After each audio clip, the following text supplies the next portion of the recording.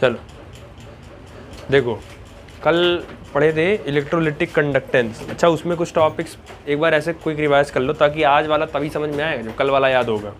सबसे पहले क्या पढ़े थे? रेजिस्टेंस कैपिटल आर से डिनोट करते हैं, ओम उसका सिंबल होता है। पहला पढ़े थे रेजिस्टेंस, तो रेजिस्टेंस हो गया आपका रोकना कैपिटल आर, और सिंबल हो गया इसका ओम, यूनिट हो गई, सिंबल हो गया ये। दूसरा आपने पढ़ा कंडक्टेंस, तो conductance is equal to, conductance को डिनोट करते थे सी से, और वो ये इन्वर्सली प्रोपोर्शनल होता था किसके? आर के। आर की वैल्यू अगर आप रखना चाहो तो रो एल बाई ये रख सकते हो, कोई बहुत वो नहीं है। हाँ, इसकी यूनिट मायने रखती है। इसकी यूनिट क्या होती थी? पर ओम, दूसरी यूनिट मो, और अगली यूनिट साइमन। तीसरा फिर पढ़े specific resistivity, sorry specific resistance. क्या नाम था? दूसरा नाम क्या है इसका? स्पेसिफिक रेजिस्टेंस का दूसरा नाम रेजिस्टिविटी।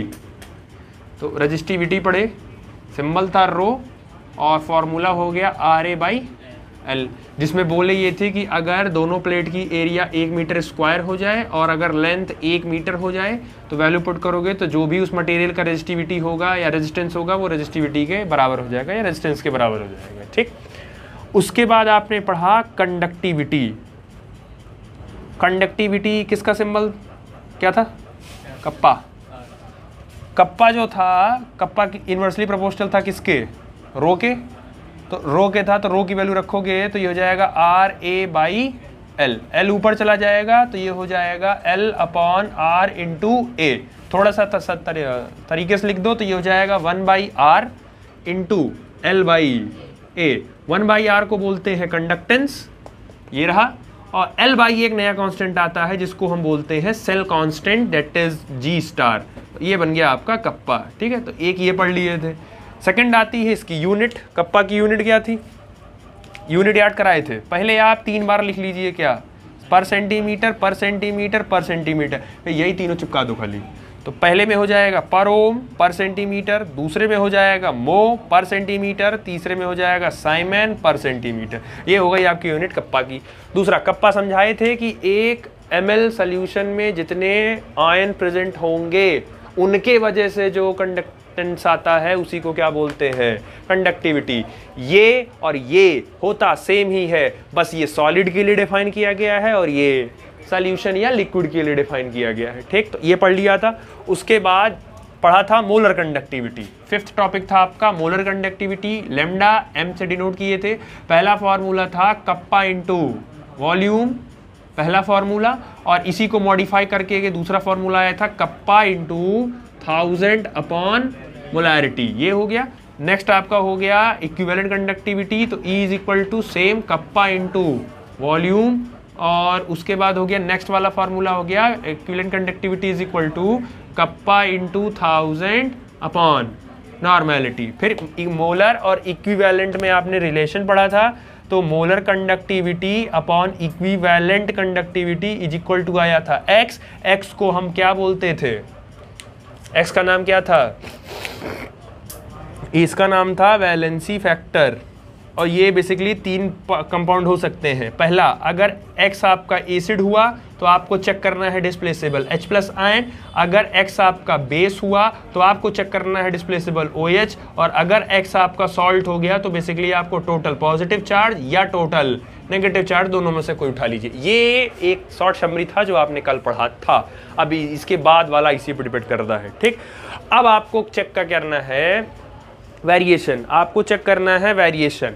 अगर आपके पास सॉल्यूशन अवेलेबल है और उस सॉल्यूशन को आप डाइल्यूट कर रहे हैं, तो अगर आप सॉल्यूशन को डाइल्यूट कर रहे हैं तो सॉल्यूशन की किस किस क्वांटिटी पर कौन कौन सा फर्क या असर आपको दिख रहा है, वही आपको करना है। तो अगर आपके पास कोई सॉल्यूशन अवेलेबल है तो अगर आप उसको डाइल्यूट कर रहे हैं तो कौन कौन सा फैक्टर? सबसे पहला, कप्पा चेंज होगा, मोलर कंडक्टिविटी चेंज होगी, इक्विवेलेंट कंडक्टिविटी चेंज होगी, और बेसिकली आपका रेजिस्टेंस चेंज हो सकता है, रेजिस्टिविटी हो सकता है। तो बेसिकली डाइल्यूट करने से किन किन क्वांटिटीज पर ज़्यादा फर्क आएगा उन्हीं का वेरिएशन देखना है। पहला।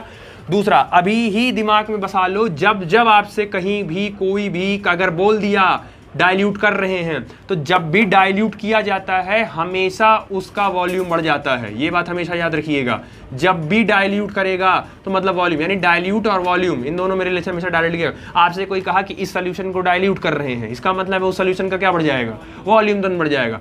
अगर डाइल्यूट करके हम अगर डाइल्यूट कर रहे हैं तो मतलब कि उसका कंसंट्रेशन कम होगा कि ज्यादा होगा। अगर सोल्यूशन को डाइल्यूट कर रहे हैं तो वो सोल्यूशन कंसंट्रेट होगा कि कम होगा, उसका कंसंट्रेट कम, क्योंकि डाइल्यूट कर रहे हो तो ऑब्वियस है कंसंट्रेशन घट जाएगा तुरंत उसका। तो ये भी याद रखना कि जब जब कहीं भी एनसीईआरटी या क्वेश्चन पेपर में कभी लाइन लिखा कि ऑन डाइल्यूशन मतलब डाइल्यूट कर रहे हो, तो डाइल्यूट जैसे बढ़ाओगे तैसे वॉल्यूम बढ़ेगा, और वॉल्यूम बढ़ते ही तुरंत उसका कंसंट्रेट डाउन हो जाएगा। ये इतना आप पहले याद रखिए ताकि आपको प्रॉब्लम ना हो। ठीक, चलो पहला जो वेरिएशन है, पहला वेरिएशन है आपका कंडक्टेंस। कंडक्टेंस कैसे चेंज हो रहा है? पहला है आपका कंडक्टेंस, तो कंडक्टेंस हो गया आपका C।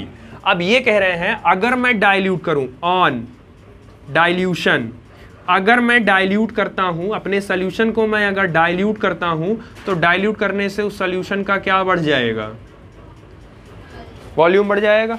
ठीक, और अगर वॉल्यूम बढ़ जाएगा मतलब अमाउंट आपका बढ़ जाएगा तो कंडक्टेंस, क्योंकि डाइल्यूट होने से जो आयंस का मोशन है वो क्या हो जाएगा, ज़्यादा हो जाएगा ना, क्योंकि डाइल्यूट करने से चीज़ें हल्की हो जाती हैं, फ्रीली हो जाती हैं, तो उसके अंदर जो आयंस होगा उसका मोशन बहुत तेज हो जाएगा। तो डाइल्यूट करने से जो कंडक्टेंस होता है वो बहुत तेज बढ़ता है। तो हमें जनरल तो पता चल गया कि अगर हम सोल्यूशन को डाइल्यूट कर रहे हैं तो कंडक्टेंस बढ़ेगा। अब हमारे पास सोल्यूशन जो इलेक्ट्रोलाइट होते हैं वो दो तरीके के हैं। पहला हमारे पास प्रेजेंट है स्ट्रॉन्ग इलेक्ट्रोलाइट, और दूसरा हमारे पास सोल्यूशन प्रेजेंट है वीक इलेक्ट्रोलाइट। तो एक चीज हम सोल्यूशन वाले चैप्टर में भी एक चीज पढ़े थे कि अगर हमारे पास कोई भी चीज स्ट्रॉन्ग है तो उसका डिग्री ऑफ डिसोसिएशन कितना होता है, 100% होता है, अल्फा उसका 100% होता है, पढ़ाए थे हम कि वो पूरा टूटेगा। और अगर वीक इलेक्ट्रोलाइट है तो उसका अल्फा 100% तो नहीं होगा, हमेशा वो आपको अल्फा जो भी मिलेगा वो हमेशा लेस देन 100% नहीं, 5% टूटा, 10% टूटा, 20% टूटा, पूरा नहीं टूटेगा। ठीक, एग्जाम्पल के तौर पर अगर मैं NaCl ले लूं, या अगर मैं एग्जाम्पल के तौर पर HCl ले लूं, तो HCl एक स्ट्रॉन्ग एसिड है, तो अगर मैं इसको तोड़ूं तो ये H+ और Cl, तो अगर मैं यहाँ पे 100 HCl के मॉलिक्यूल लिया हूँगा तो यहाँ हाइड्रोजन के कितने मॉलिक्यूल मिलेंगे, कितने एटम मिलेंगे, 100, और Cl के भी कितने मिलेंगे, 100, क्योंकि स्ट्रॉन्ग है, पूरा का पूरा डिसोसिएट करेगा। लेकिन अगर मैं वीक इलेक्ट्रो, यहाँ पर अगर मैंने एसिटिक एसिड ले लिया CH3COOH, सिरका, शायद याद होगा ये वीक एसिड होता है, तो ये जब टूटेगा तो ये टूटेगा किसमें, CH3COO माइनस और प्लस H+, ये वीक एसिड है, 5% से ज्यादा एसिटिक एसिड नहीं टूट सकता। तो 5% का मतलब है 100 से तो कम ही टूटा, तो टूटा ये भी, टूटा ये भी, ये पूरा टूट गया, ये भी आधा टूटा, आधा ही टूटा है, अभी आधा टूटना इसका बचा है, तो आधा का नहीं टूटा है और इसका पूरा टूट गया है।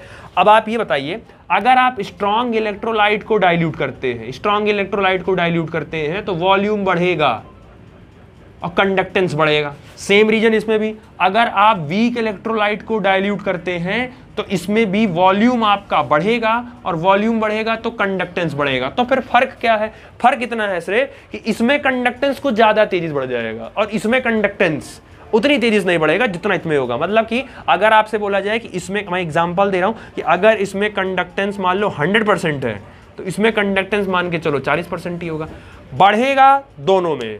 अगर आप अपने स्ट्रॉन्ग इलेक्ट्रोलाइट को डाइल्यूट करते हैं तो भी कंडक्टेंस बढ़ेगा, आप अपने वीक इलेक्ट्रोलाइट को डाइल्यूट करते हैं तो भी कंडक्टेंस बढ़ेगा। बस फर्क कितना है, इसका बढ़ने का रेट काफी तेज होगा और इसके बढ़ने का रेट थोड़ा सा स्लो होगा, बस इतना ही है। पहले सेमेस्टर में जो बच्चा तेज था, ये तेज था, क्लास का टॉपर था, इसके ओवरऑल परसेंटेज पहले सेमेस्टर में 92% आए, अगला सेमेस्टर हुआ ये 96% लाया, ये भी बढ़ा, फर्स्ट ये भी आया। इसके पिछले सेमेस्टर में 20% थे, अगले में ये बेचारा 28 ले आया, फेल तब भी हो गया, बढ़ाया तब भी इसने उतना नहीं बढ़ा पाया जितना ये बढ़ा पाया। तो बढ़ेंगे तो दोनों को आप डाइल्यूट करो, दोनों में वॉल्यूम बढ़ेगा, दोनों में कंडक्टेंस बढ़ेगा, बस बढ़ने का रेट क्या हो जाएगा, वो थोड़ा स्लो रहेगा, बस इसमें तेज बढ़ेगा, इसमें स्लो बढ़ेगा। तो overall moral of the story ये निकला कि डाइल्यूट करने से कंडक्टेंस बढ़ता है। यानी कि आप अगर एक लाइन में अगर लिखना चाहें तो आप सीधे सीधे लिख सकते हैं कि dilution is directly proportional to conductance. किसी भी सोल्यूशन को अगर आप डाइल्यूट करते हैं तो वो सोल्यूशन, उस सोल्यूशन का कंडक्टेंस भी बढ़ता जाएगा। आप एक लाइन में इसको लिख सकते हैं, डायरेक्ट याद रखिएगा, ठीक।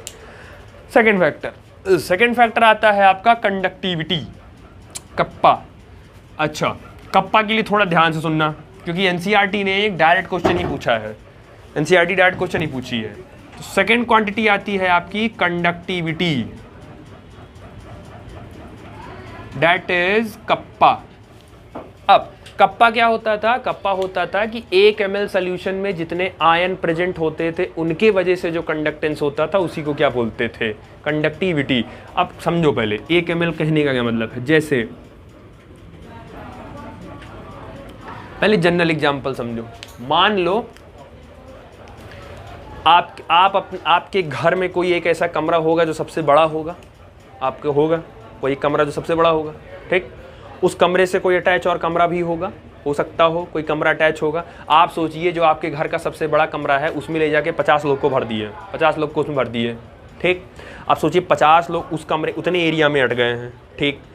आपका जो भी कमरा था बड़ा वाला, जो भी जिससे सटा होगा, अगर मैं उसकी दीवार तोड़ दूँ तो जो सटा कमरा होगा एरिया बढ़ गया कि नहीं बढ़ गया? लेकिन लोग उतने ही हैं अभी भी। या सबसे बढ़िया एग्जाम्पल, स्कूल जाते ही हो, सबसे बढ़िया हर क्लासरूम के बीच में एक दीवार जरूर रहती है। 12th A है तो B1 के बीच में एक दीवार है, B2 के बीच में फिर एक दीवार है, 11th एक दीवार है ना। तो एक क्लास में अगर 60 बच्चे बैठे हैं और अगला क्लास खाली है तो उसी एक क्लास में 60 हैं, लेकिन अगर मैं उस बीच की दीवार को तोड़ दूं तो एरिया बढ़ गया कि नहीं बढ़ गया? एरिया तो बढ़ गया लेकिन लोग अभी भी उतने हैं। तो डेंसिटी पहले से कम की ज़्यादा, पहले से कम हो गई कि नहीं हो गई? क्योंकि इतने से एरिया में 60 लोग थे लेकिन लोग उतने ही हैं, मैंने एरिया बढ़ा दिया तो अब ओवरऑल डेंसिटी कम हो गई कि ज़्यादा हो गई? 60 लोग ही पहले इतने में थे, अभी 60 लोग इतने में फैल गए, तो डेंसिटी ओवरऑल क्या हो गई? ओवरऑल डेंसिटी क्या हो गई? पहले के कंपैरिजन में कम हो गई, पहले के रिस्पेक्ट में कम हो गई डेंसिटी। इसी बस्ती में 20 साल पहले जो पॉपुलेशन थी, आज एरिया अभी भी उतने हैं। हम क्या बोलते हैं? एरिया अभी भी उतना है बस्ती का, लेकिन लोग उसमें बढ़ते जा रहे हैं, तब तो पॉपुलेशन बढ़ती जा रही। अगर बस्ती का एरिया भी बढ़ाते जाएं, ओवरऑल एरिया जैसे जैसे हर एक साल में एरिया बढ़ाता जाओ तो एरिया बढ़ता जाएगा, तो फिर नहीं कर पाओगे ना। तो बेसिकली क्या है कि अगर आप एरिया भी बढ़ा देते हैं तो ओवरऑल आयन की डेंसिटी हो जाएगी कम। तो क्या है कि जैसे आपके पास इमेजिन करो, अब एग्जांपल लेके समझा दे रहे हैं, आपके पास इमेजिन करो 1 लीटर का सोल्यूशन है, ध्यान से देखना, 1 लीटर का सोल्यूशन था और उस 1 लीटर के सोल्यूशन में, 1 लीटर के सोल्यूशन में से तुमने 1 ml को बाहर निकाला, 1 लीटर में से तुमने 1 ml के आयन को बाहर निकाला, ये रहा तुम्हारा 1 ml। तुमने से 1 ml से बाहर निकाला, कई अच्छी बात है, तुमने इसको कर दिया डाइल्यूट। अच्छा, जब इसको डाइल्यूट करोगे तो डाइल्यूट का मतलब है पानी डालोगे बाहर से। तो जब पानी डालोगे तो डाइल्यूट करने से तुरंत उस कंटेनर का वॉल्यूम बढ़ जाएगा, और वॉल्यूम के बढ़ते ही अब वो 1 लीटर नहीं रह गया ना, अब वो कितना हो जाएगा? मान लो तुमने 500 ml पानी डाला तो अब वो 1 लीटर की बजाय कितना हो गया? 1.5 लीटर हो गया कि नहीं हो गया? जो 1 ml आयन 1 लीटर में प्रेजेंट था, अब वो 1 ml में आयन कितने लीटर में हो गया? तो ओवरऑल डेंसिटी ऑफ आयन घटी की बढ़ी? घट नहीं गई। जो 1 लीटर में था वो 1.5 लीटर में हो गया, तो डेंसिटी, और डेंसिटी ऑफ आयन अगर घट गया तो कंडक्टिविटी। क्योंकि कंडक्टिविटी ने क्या कहा था? 1 ml सोल्यूशन में जितने आयन प्रेजेंट होते हैं उनकी वजह से जो कंडक्टेंस होता है, तो आपने डाइल्यूट करके वॉल्यूम ही बढ़ा दिया। वॉल्यूम बढ़ाने से 1 ml में जो आयन थे वो कम हो जाएंगे, ओवरऑल कम हो जाएंगे। तो यानी कि डाइल्यूट करने से, डाइल्यूशन करने से डेंसिटी ऑफ आयन ये कम हो जाता है, और डेंसिटी ऑफ आयन के कम होने से कप्पा या कंडक्टिविटी तुरंत क्या हो जाता है? कम हो जाता है। इसीलिए डाइल्यूट करने से कप्पा क्या होता है? घटता है। समझ आ गया? डाइल्यूट करने से कंडक्टेंस बढ़ता है, कंडक्टेंस C, और डाइल्यूट करने से कंडक्टिविटी कप्पा घटता है। दोनों का नाम एक जैसा है, कंडक्टेंस बढ़ता है और कंडक्टिविटी घटता है। 2 क्वांटिटी हो गई। तीसरी आती है आपके पास मोलर कंडक्टिविटी। थर्ड है आपके पास molar conductivity, that is lambda M. अब देखो ध्यान से देखना, lambda M is equal to kappa into 1000 upon molarity. और जरा पड़ोसी में चेक करो, दूसरा वाला इक्विवेलेंट कंडक्टिविटी, ये हो गया कप्पा इंटू 1000 अपॉन नॉर्मेलिटी। चलो ये बताओ, अगर मैं डाइल्यूशन करता हूं तो डाइल्यूशन करते ही क्या बढ़ जाएगा सॉल्यूशन का। और हम अभी रट लिए कि डाइल्यूट करने से कप्पा क्या होता है, तो अगर कप्पा घटेगा तो मोलर कंडक्टिविटी भी, क्योंकि रिलेशन किसका है, डायरेक्टली का है, तो इसका मतलब डाइल्यूट करने से कप्पा घट जाएगा और कप्पा के घटने से मोलर कंडक्टिविटी भी घट जाएगी। सेम काम इसमें भी, अगर आप डाइल्यूशन करते हैं तो डाइल्यूशन, जैसे डाइल्यूशन बढ़ाओगे तुरंत क्या बढ़ जाएगा, वॉल्यूम बढ़ जाएगा। वॉल्यूम बढ़ते ही आपको पता है डाइल्यूशन करते ही कप्पा घट जाएगा और कप्पा के घटते ही तुरंत इक्विवेलेंट कंडक्टिविटी घट जाएगी। तो हम बहुत खुश हुए, लेकिन आप जरा ध्यान से नजर दौड़ाइए, मोलर कंडक्टिविटी कप्पा के अलावा भी एक फैक्टर पे और डिपेंड कर रही है। किस पे, मोलारिटी पे कर रही है, और इक्विवेलेंट किस पे डिपेंड कर रही है। आप जरा मोलारिटी को खोलो, वापस पूरा मोलारिटी खोलो। अच्छा, मोलारिटी इज इक्वल टू क्या पढ़े थे, number of mole upon volume of, volume हो गया, और नॉर्मेलिटी होता है number of gram equivalent, number of gram equivalent upon volume. तो जब आप सॉल्यूशन रेडी करेंगे तो मोल कांस्टेंट हो जाता है, तो मोल कांस्टेंट हो गया तो पूरी डिपेंडेंसी मोलारिटी की किस पे आ गई, वॉल्यूम पे। और सेम नॉर्मेलिटी की डिपेंडेंसी उसमें भी कांस्टेंट हो जाएगा ऊपर, पूरी डिपेंडेंसी किस पे आ गई। अब आप हमको ध्यान से बताइएगा, अगर आप डाइल्यूट किए हैं तो डाइल्यूट करोगे तो वॉल्यूम, और अगर वॉल्यूम बढ़ गया तो मोलारिटी, और अगर मोलारिटी घट गया तो मोलर कंडक्टिविटी। इसका मतलब है कि वॉल्यूम के बढ़ने से क्या घट गया, वॉल्यूम के बढ़ने से क्या घट गया, मोलारिटी, और मोलारिटी के घटने से क्या बढ़ गया, मोलर कंडक्टिविटी बढ़ जा रहा है। यही सेम काम वॉल्यूम, जैसे ही डाइल्यूट करोगे वॉल्यूम बढ़ जाएगा, वॉल्यूम बढ़ते ही नॉर्मेलिटी घट जाएगा। ठीक, अच्छा सेम, हाँ, और नॉर्मेलिटी अगर घट गया तो इक्विवेलेंट कंडक्टिविटी बढ़ जाएगा। तो इसका मतलब है सेम भाई, वॉल्यूम के बढ़ने से नॉर्मेलिटी घट गया और नॉर्मेलिटी के घटने से क्या बढ़ गया, इक्विवेलेंट कंडक्टिविटी बढ़ गया। अब प्रॉब्लम, कप्पा कह रहे हैं घटो और मोलारिटी कह रहे हैं बढ़ो। सेम काम, कप्पा कह रहे हैं घटो और नॉर्मेलिटी कह रहे हैं बढ़ो। तो अब मोलर को दो लोग डिसाइड कर रहे हैं, कौन, कप्पा भी डिसाइड कर रहा है और मोलारिटी भी डिसाइड कर रहा है, दोनों लोग। मतलब कप्पा घटेगा तो कप्पा कह रहे हैं मैं घट रहा हूं तो तुम घटो, और मोलारिटी घट रही है तो मोलर कंडक्टिविटी बढ़ रही है। अब प्रॉब्लम इसके ऊपर आया कि मैं मानूं किसकी, तो एक्सपेरिमेंटल चेक किया गया। जब एक्सपेरिमेंटल डाटा चेक किया गया तो एक्सपेरिमेंटली मोलर कंडक्टिविटी और इक्विवेलेंट कंडक्टिविटी मोलारिटी और नॉर्मेलिटी पे डिपेंड कर गई, कप्पा पे डिपेंड नहीं करी वो। यानी जब एक्सपेरिमेंटली चेक किया गया तो मोलर कंडक्टिविटी की पूरी डिपेंडेंसी मोलारिटी पे चली गई और इक्विवेलेंट कंडक्टिविटी की पूरी डिपेंडेंसी नॉर्मेलिटी पे चली गई। तो मोलारिटी के घटने से मोलर कंडक्टिविटी क्या हो रहा है, बढ़ रहा है, और नॉर्मेलिटी के घटने से इक्विवेलेंट कंडक्टिविटी क्या हो रहा है, बढ़ रहा है। इसका मतलब है कि डाइल्यूट करोगे, अगर आपने डाइल्यूट किया तो डाइल्यूट करने से वॉल्यूम बढ़ेगा, वॉल्यूम बढ़ने से मोलारिटी घटेगी, और मोलारिटी घटेगी तो मोलर कंडक्टिविटी बढ़ेगी। सेम काम उसके लिए कर दो। तो इसका मतलब अगर आप ओवरऑल रिलेशन निकालेंगे तो वॉल्यूम बढ़ा डाइल्यूट करने से, डाइल्यूट किए वॉल्यूम बढ़ा, मोलारिटी बढ़ा, मोलर कंडक्टिविटी। इसका मतलब डाइल्यूट करने से मोलर कंडक्टिविटी बढ़ रही है कि तो आप डायरेक्ट बोल सकते हो कि डाइल्यूशन करने से मोलर कंडक्टिविटी, डायरेक्ट रिलेशन आ गया कि नहीं आ गया, कि डाइल्यूट करने से मोलर कंडक्टिविटी बढ़ रही है। समझ आया, क्लियर हुआ? तो ये ध्यान रखना, समझ आया ना। अब ओवरऑल तीनों की अगर समरी करनी हो तो एक साथ तीनों को, जो अभी तीनों का वेरिएशन जो आपने पढ़ा,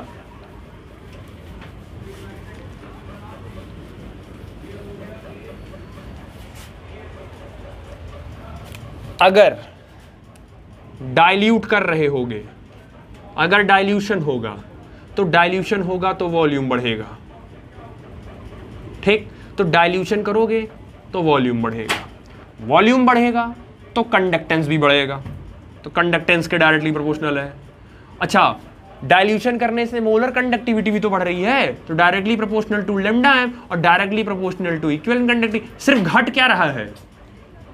कप्पा। ये एक डायरेक्ट रिलेशन हो गया जो एनसीईआरटी ने 3 पेज में एक्सप्लेन किया है, वो सीधे एक लाइन में एक्सप्लेन हो गया कि डाइल्यूशन करने से वॉल्यूम बढ़ेगा, वॉल्यूम बढ़ने से कंडक्टेंस बढ़ेगा, कंडक्टेंस बढ़ने से मोलर कंडक्टिविटी बढ़ेगी, इक्विवेलेंट कंडक्टिविटी, और कप्पा बढ़ जाएगा। इसी को उल्टा करो, अगर न डाइल्यूट करने की बजाय अगर मैं सोल्यूशन को कंसंट्रेट करता जाऊं, गाढ़ा करता जाऊं, तो वॉल्यूम बढ़ेगा कि घटेगा? वॉल्यूम बढ़ेगा कि घटेगा? अगर मैं कंसंट्रेट करता जाऊं तो वॉल्यूम बढ़ेगा कि घटेगा? घटेगा, तो यूनिवर्सली हो जाएगा तुरंत। और अगर वॉल्यूम घट गया तो कंडक्टेंस बढ़ेगा कि घटेगा? तो ये भी घट जाएगा, तो कंडक्टेंस कम हो जाएगा। मोलर बढ़ेगा कि घटेगा? घट जाएगा। इक्विवेलेंट बढ़ेगा कि घटेगा?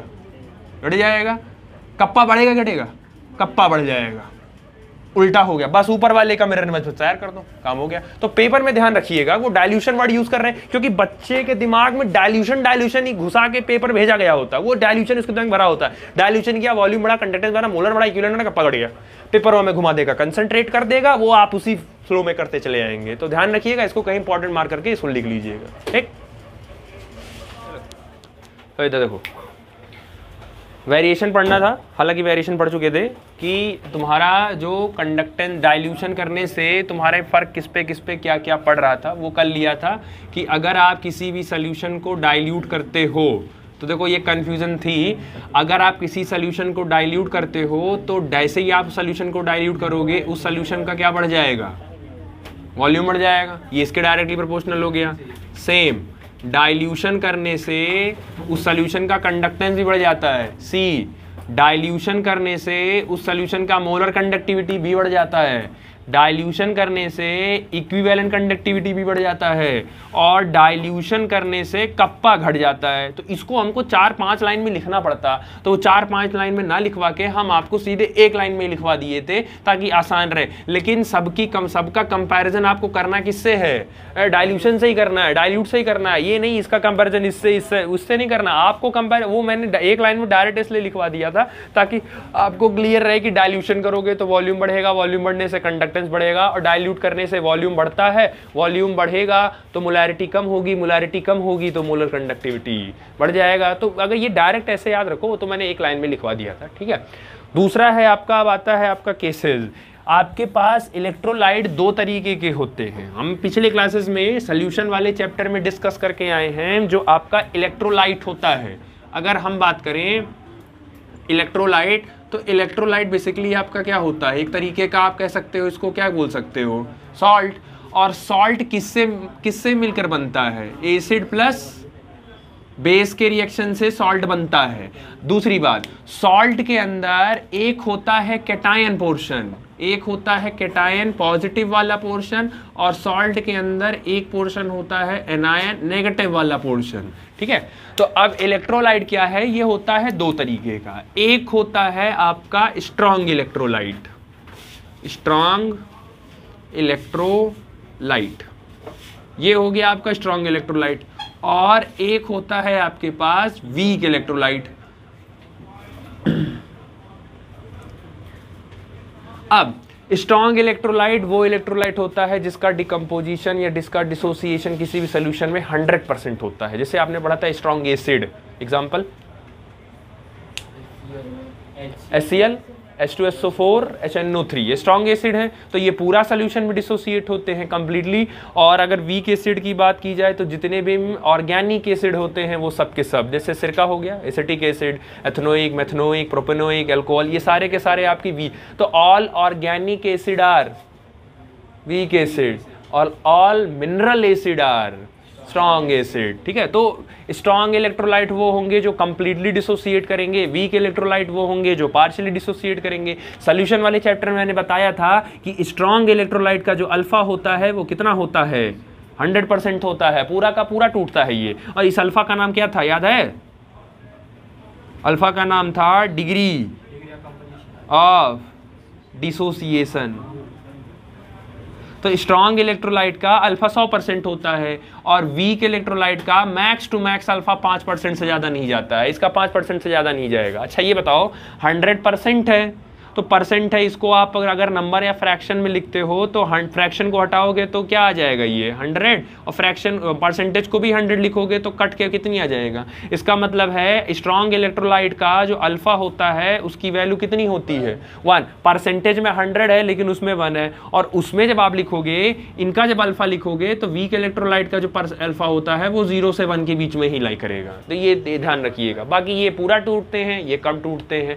अब आपको कंसंट्रेशन का वेरिएशन देना है, एक बार स्ट्रॉन्ग के साथ और एक बार वीक के साथ। यानी अगर आप डाइल्यूट करते हैं तो स्ट्रॉन्ग इलेक्ट्रोलाइट पर क्या फर्क पड़ेगा और वीक इलेक्ट्रोलाइट पर क्या फर्क पड़ेगा, इसका आपको केस चेक करना है इसके मोलर कंडक्टिविटी से। तो एक बार molar conductivity versus concentration for strong electrolyte और एक बार molar conductivity versus concentration for weak electrolyte. दोनों का एनसीईआरटी ने सेपरेट डायग्राम बनाया है और क्लियर कट समझाया है, बट वो डायग्राम क्या है वो समझो पहले, किसके किसके बीच बना है।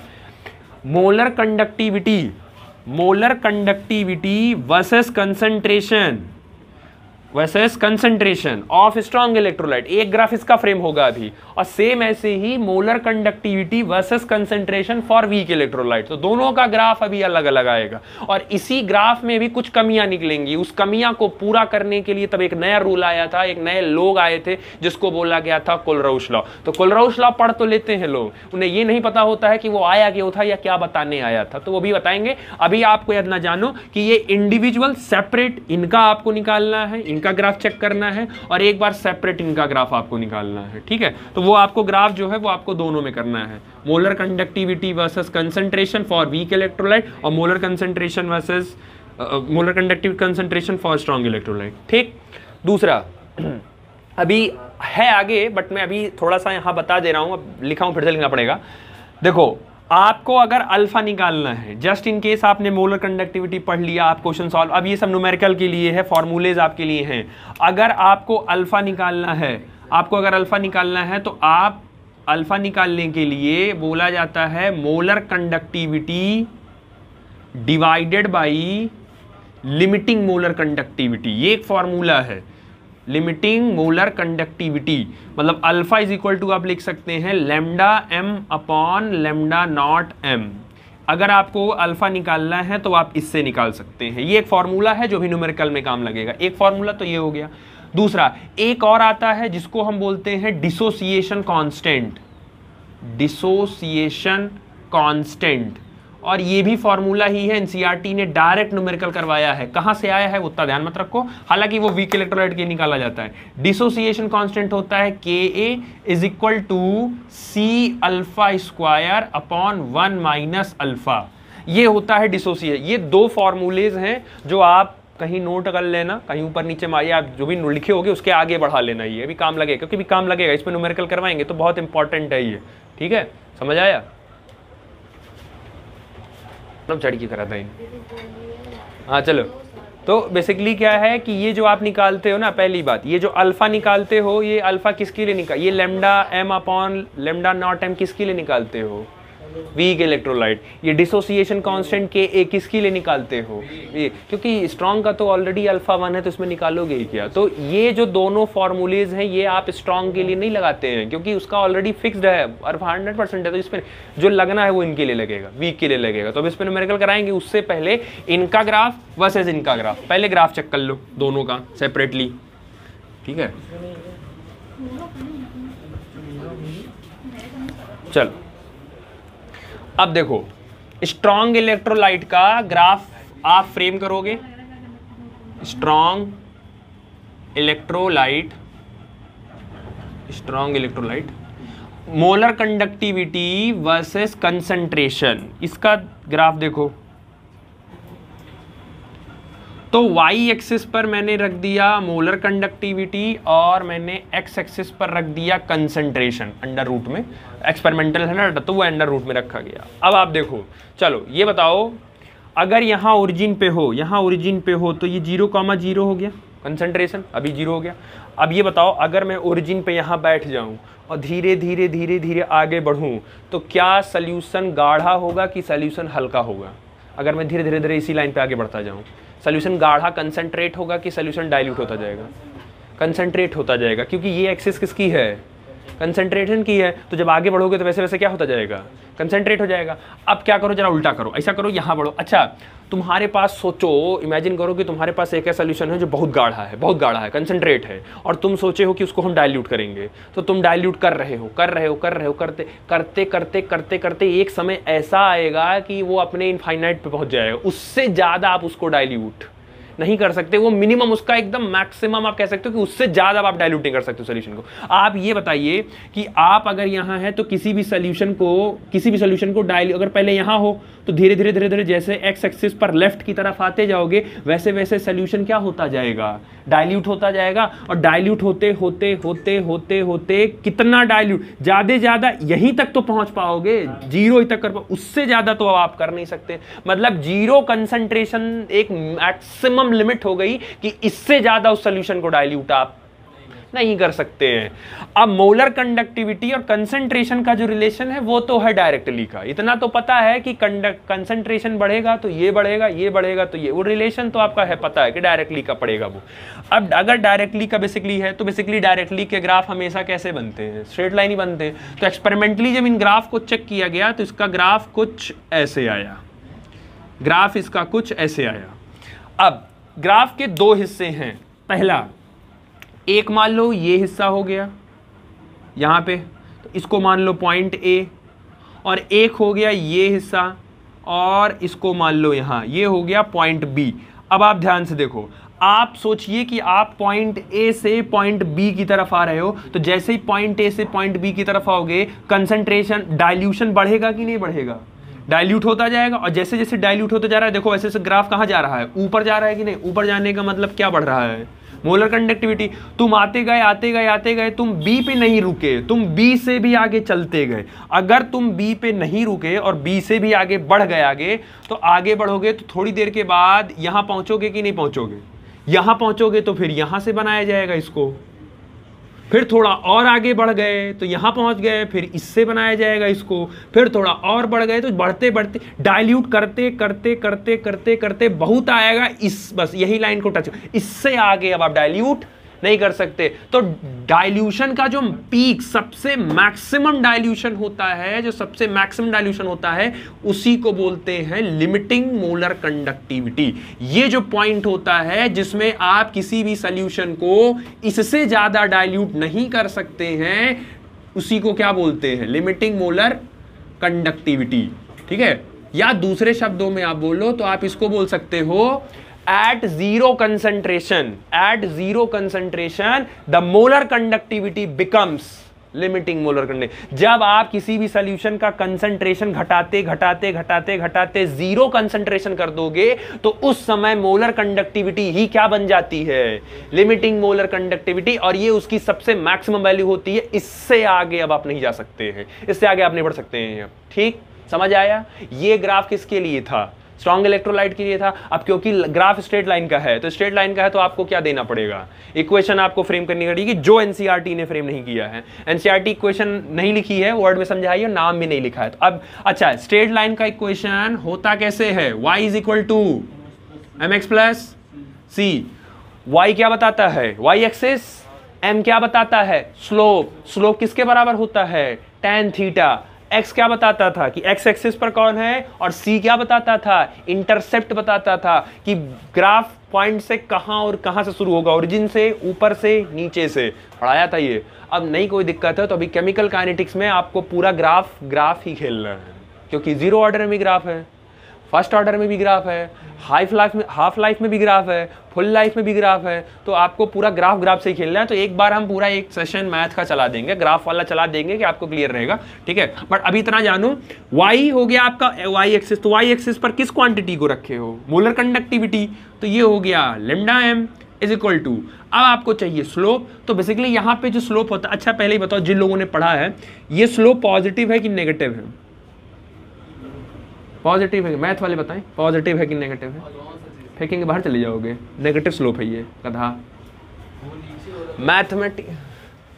मैथमेटिक्स में जब भी आप कभी भी ग्राफ फ्रेम करते हैं, कभी भी लाइन ऐसे ऐसे ऐसे ऐसे ऐसे अगर ऐसे है, इसका मतलब है वहां पर स्लोप क्या है, स्लोप क्या है वहां पर, लाइन याद कर लो। अगर ऊपर की तरफ गया लाइन तो वो स्लोप हमेशा क्या मिलेगा, पॉजिटिव मिलेगा। अगर सेम, अगर आपको यही ग्राफ ऐसे ऐसे ऐसे ऐसे ऐसे मिला तो इस कंडीशन में जो स्लोप आपको मिलेगा वो क्या मिलेगा, नेगेटिव मिलेगा। तो अब क्यों पॉजिटिव हुआ, क्यों नेगेटिव हुआ, हाँ इतना बस खाली अभी के लिए याद रखो कि स्लोप बराबर होता है tan थीटा, स्लोप बराबर होता है tan थीटा।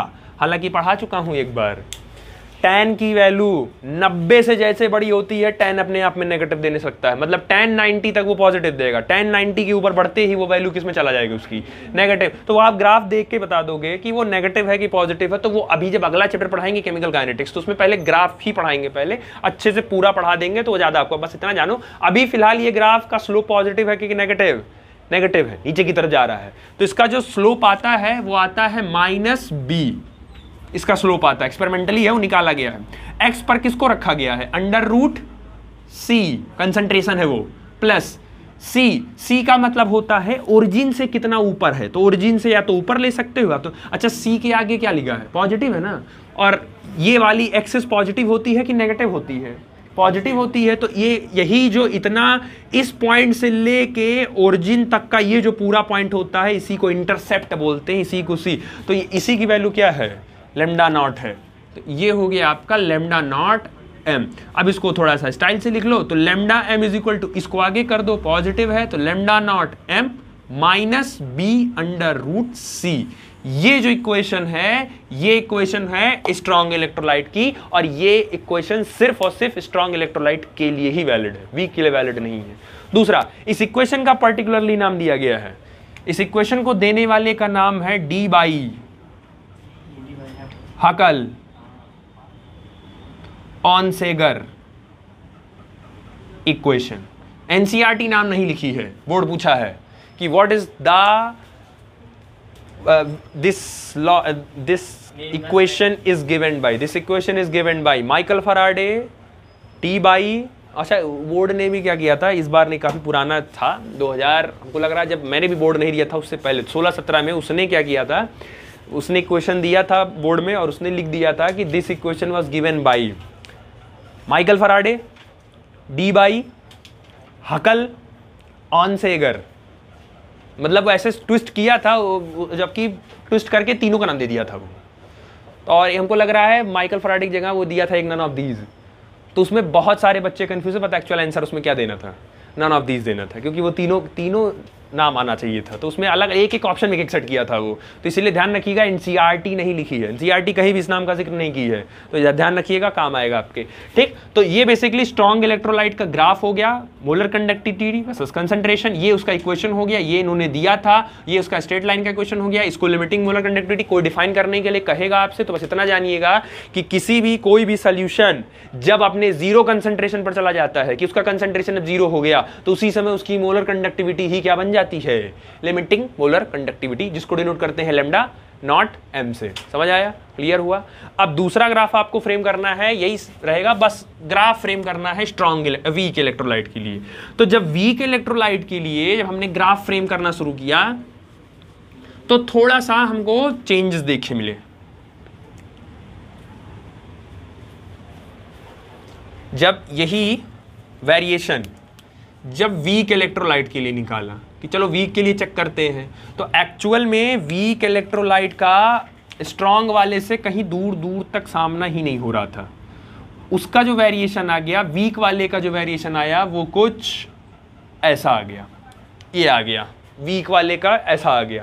तो अब सवाल ये था कि बेसिकली वीक इलेक्ट्रोलाइट अगर आपके पास है तो कंसंट्रेशन बढ़ाने से उसकी मोलर कंडक्टिविटी क्या होती है, घटती है। वीक इलेक्ट्रोलाइट का मतलब समझ रहे हो, एग्जांपल पता है, एथेनोइक एसिड, एसिटिक एसिड, जितने ऑर्गेनिक एसिड होते हैं वो सब के सब क्या हैं, वीक एसिड हैं। तो कोई भी, अब हम तो आपको वीक इलेक्ट्रोलाइट के नाम से पढ़ा दिए हैं, वो पेपर में कह देंगे draw the graph of propanoic acid versus concentration of a solution. अब सोचा करो ग्राफ कहाँ पढ़ा है, इसका ग्राफ कहाँ पढ़ाया गया था, तो वो आपको क्लियर होना चाहिए। प्रोपेनोइक एसिड कैसा है, वीक एसिड है। वीक एसिड मतलब वो एक वीक इलेक्ट्रोलाइट है, उसका ग्राफ कंसंट्रेशन के साथ क्या है, जिसके साथ बनेगा ग्राफ का डिजाइन ऐसे ही बनाना है आपको, ठीक। नहीं, ये वो मोलर कंडक्टिविटी वर्सेस कंसंट्रेशन का है, किसी कंपाउंड के लिए नहीं बनाया जा रहा है, वो मोलर कंडक्टिविटी वर्सेस कंसंट्रेशन का है। कंपाउंड बस वीक होना चाहिए वहां पे, तो उसका ग्राफ यही बनेगा, ठीक हो गया। ये वीक के लिए था। अब एक सवाल इसमें ये फंसा कि स्ट्रॉन्ग इलेक्ट्रोलाइट तो जीरो कंसंट्रेशन पर चला गया, वीक इलेक्ट्रोलाइट क्या नहीं जा सकता है? ऐसा क्या दुश्मनी है भाई, वीक इलेक्ट्रोलाइट को भी तो डाइल्यूट कर सकते हैं, तो कर तो सकते हैं। प्रैक्टिकल नॉलेज रखो पहले कि स्ट्रॉन्ग इलेक्ट्रोलाइट का कंसंट्रेशन हम डाइल्यूट करते करते करते करते करते जीरो ला सकते हैं, तो क्या वीक को भी तो ला सकते हैं ना, उसको भी डाइल्यूट कर सकते हैं, तो कर तो उसको भी सकते हैं। अगर उसको भी कर सकते हैं तो वीक इलेक्ट्रोलाइट भी कहां पहुंचेगा, अपने जीरो कंसंट्रेशन पर पहुंचेगा। और जैसे ही वीक वाला जीरो कंसंट्रेशन पहुंचेगा तो हमको तुरंत क्या निकालना पड़ेगा, क्या निकालना पड़ेगा तुरंत? हाँ, क्या हुआ, क्या इतने देर से क्या बोल रहा था? स्ट्रॉन्ग इलेक्ट्रोलाइट को अगर जीरो कंसंट्रेशन तक पहुंचा ले गए तो तुरंत उसका क्या निकालते हो, क्या निकालते हो तुरंत? उसका लिमिटिंग मोलर कंडक्टिविटी तुरंत निकालोगे, क्योंकि वो जीरो कंसंट्रेशन पर पहुंच गया। अब यही सेम काम जब वीक इलेक्ट्रोलाइट के लिए करोगे तो उसको भी तो जीरो कंसंट्रेशन तक पहुंचाओगे, और जब वो पहुंच जाएगा तो उसका भी तुरंत क्या निकालना पड़ेगा, लिमिटिंग। तो उसका निकालोगे कैसे, सबसे बड़ी प्रॉब्लम है वीक वाले के लिए, क्योंकि स्ट्रॉन्ग वाले में वो लाइन यहां कट करता था, तो ग्राफ से तो वैल्यू देख के निकाल लेते थे कि यहां कट किया तो इतना बड़ा एक्सिस आ रहा है, तो वैल्यू। वीक वाले में निकालोगे कैसे, क्योंकि वो तो कभी इस वाई एक्सिस को कभी वो कट ही नहीं करेगा। तो वीक यानी वीक इलेक्ट्रोलाइट का limiting molar conductivity with the help of graph calculate नहीं कर सकते। तो इसका क्या मतलब है कि वीक इलेक्ट्रोलाइट का लिमिटिंग मोलर कंडक्टिविटी कभी कैलकुलेट ही नहीं हो सकता। सवाल ये आया, ऐसा पॉसिबल है कि नहीं हो सकता है? हो सकता है। अगर ऐसे नहीं हो सकता तो कोई और तरीके से हो सकता है। किसी चीज को हम इस मेथड से नहीं प्रूव कर पा रहे हैं, नहीं ला पा रहे हैं, तो जरूरी नहीं है कि उसका वही एक तरीका है, उसको किसी और तरीके से हम प्रूव कर देंगे। तो बेसिकली क्या हुआ, स्ट्रॉन्ग इलेक्ट्रोलाइट का लिमिटिंग मोलर कंडक्टिविटी हम ग्राफ से बता देते हैं, क्योंकि जहां वो काटेगा। अब जैसे मान लो आपके सामने एक पेपर आप दे रहे हैं, और पेपर देते समय आपसे ऐसे ग्राफ सामने आ गया और आपसे कहा है मोलर कंडक्टिविटी वर्सेस कंसंट्रेशन, और ये जो ग्राफ आपसे बोला है उन्होंने कह दिया कि H2SO4 का है, और यहाँ वैल्यू सेट कर दिए हैं 1, ये 2, जस्ट एन एग्जाम्पल ये 3, और तुमसे पूछा गया कि बताओ लिमिटिंग मोलर कंडक्टिविटी की वैल्यू कितनी होगी, कितनी होगी? 2। यहाँ से यहाँ तक का डिस्टेंस देख लो, ग्राफ देख के बता दिया ना, तुरंत देख के बता दिया, क्योंकि स्ट्रॉन्ग वाले के लिए ये कट कहाँ कर रहा है, तुमने ग्राफ देखा, इक्वेशन देखा, कट बता दिया।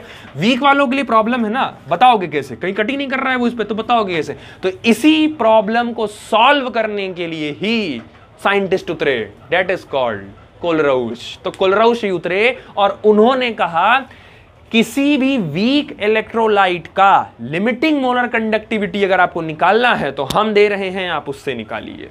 समझ आया? निकाले, निकल भी गया। फिर उनका मन किया वीक के लिए निकाले हैं तो लाओ लगे हाथ एक बार स्ट्रॉन्ग का भी निकाल लेते हैं, तो स्ट्रॉन्ग का भी निकाले। तो स्ट्रॉन्ग का उन्होंने अपने रूल से निकाला और वही वैल्यू आई जो स्ट्रॉन्ग का ग्राफ से आ रहा था।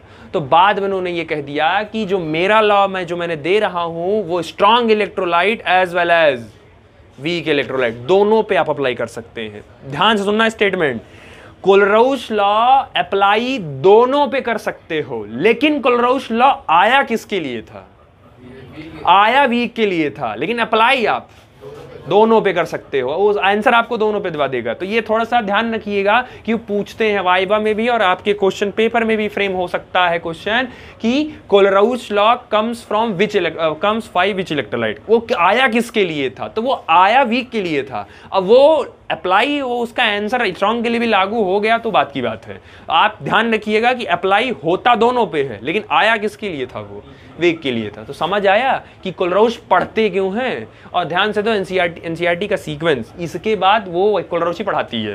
पहले ये दोनों ग्राफ फ्रेम करा लेती है, जस्ट उसके बाद आपको फिर कोलरोश पढ़ा रही है। तो हर एनसीईआरटी कौन किसके बाद क्या पढ़ा रही है उसका एक प्रॉपर रीजन है, ठीक है। चलो, तो नेक्स्ट आता है तुम्हारा कोलरोश लॉ। और सबसे बड़ी दिक्कत इसका स्पेलिंग। स्पेलिंग छोड़ो, कुछ लोग तो इसको प्रोनाउंशिएट ही नहीं कर पाते हैं। कोलरोश लॉ,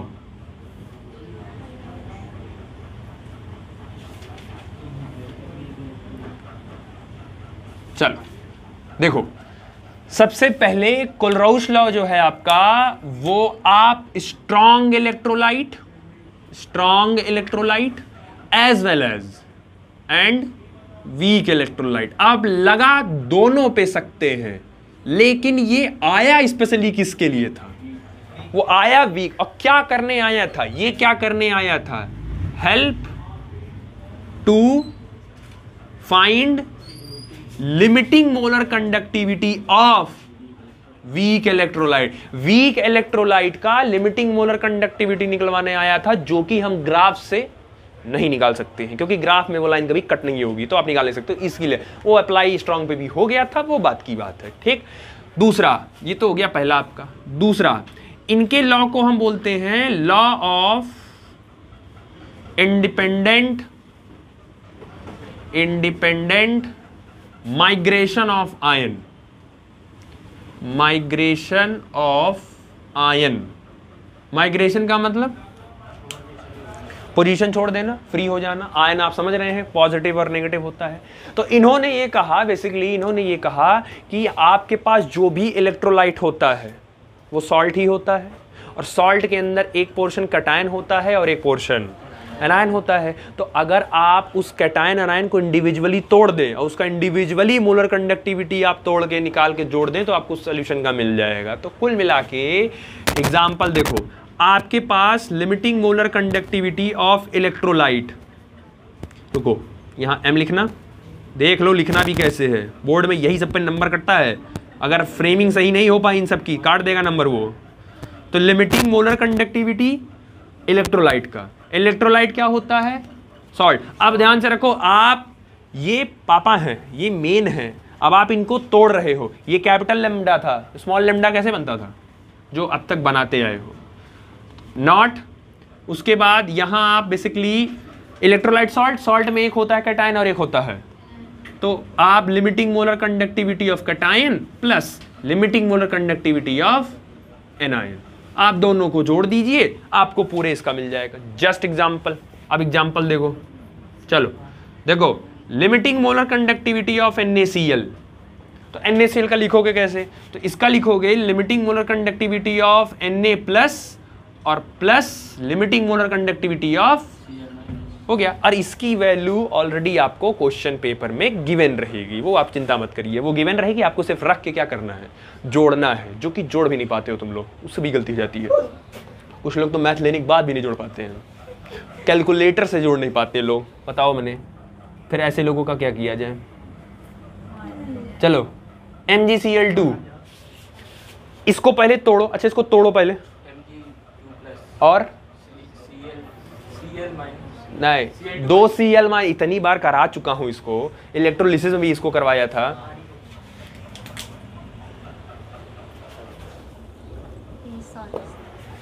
MgCl2 को जब आप तोड़ेंगे, पहले तो भाई देखो तोड़ना ही, अभी ये सब 10th 9th की चीज है भाई।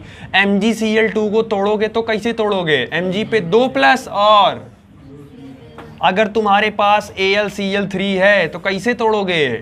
Al पर 3+ और 3Cl-, क्योंकि 3Cl हो गया ना, एक Cl पे तो एक ही होता है। अगर तुम्हारे पास CaCl2 आ गया, कैसे तोड़ोगे? Ca+2 और 2Cl-, समझ आया? तो MgCl2 को जब तोड़ोगे तो लिखोगे लैम्डा नॉट ऑफ Mg+2 और प्लस कितने Cl हैं तुम्हारे पास, तो तुमको आगे वो लिखना पड़ेगा कि 2 और 1 Cl, तो लैम्डा नॉट ऑफ Cl, तो 1 Cl का तुमको गिवन होगा। आगे 2 का मतलब है आपको जितने होंगे सबका रखना पड़ेगा कि नहीं रखना पड़ेगा? तो आगे 2 से आपको मल्टीप्लाई करना पड़ेगा। वो वैल्यू आपको सिर्फ 1 की देता है, वो पेपर में आपको वैल्यू हमेशा कितने की देगा? 1 की। जितना होगा उतना आपको रखना पड़ेगा। सेम ऐसे ही लैम्डा नॉट ऑफ AlCl3 अगर होता तो क्या लिखते? लैम्डा नॉट ऑफ Al+3 और प्लस यहाँ आगे क्या रहेगा क्योंकि 3 Cl निकलेंगे, तो 3 Cl का मतलब हो गया lambda naught of 3 Cl minus. आया समझ में?